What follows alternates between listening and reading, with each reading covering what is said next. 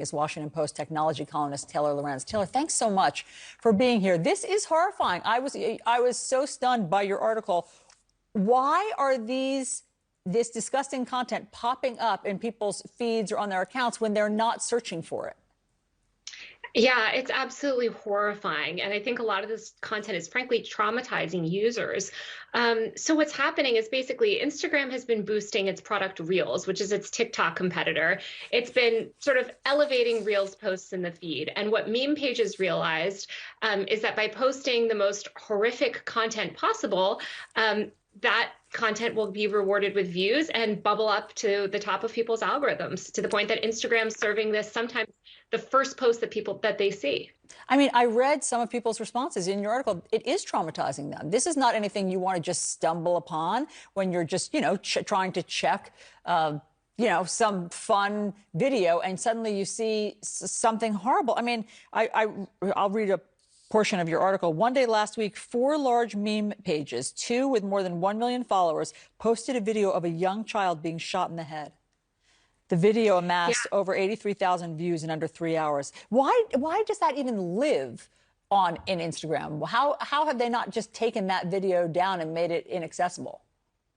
Yeah, it's wild. I mean, I actually conducted an experiment myself in the course of reporting this story where I took one of these videos and tried to upload it to TikTok. Now, TikTok has notoriously strong content moderation.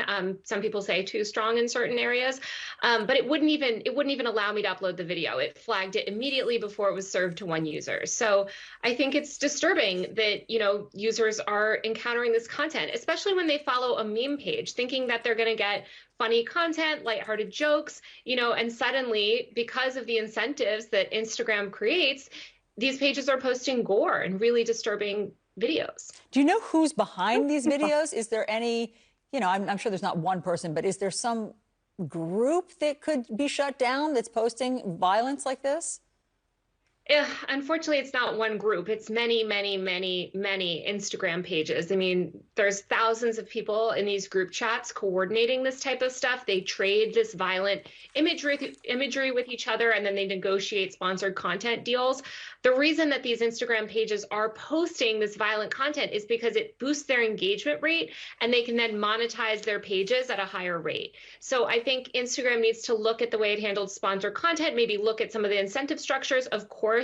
But more importantly, they need to root out these specific accounts and, determine if they actually violated terms. And if they have, take action. I mean, how could they not? If you're showing a child being shot in the head, how could they not violate terms? Here's what Meta, the statement they released to you.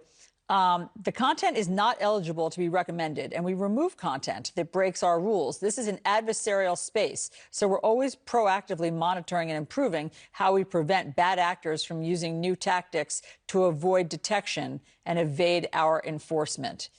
Is that accurate? I mean, what they're trying to say there is that this content, they say, is uneligible for a recommendation in the Reels carousel and in, in the Instagram Explore page and things like that. But what they say, I mean, how I interpret that statement is basically, well, these people followed meme pages, so, what do they expect, apparently? I mean, that's the takeaway that I got from that. I think they are, looking into these accounts.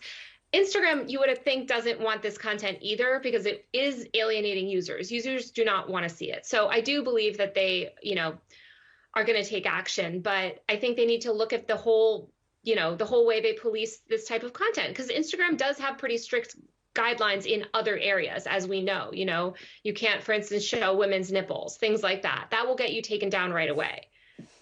I mean, obviously, they need to look at this because it is so vile and, again, so traumatizing for people who are surprised by it. Taylor Lorenz, thank you very much for your time. Really appreciate you bringing this to our attention.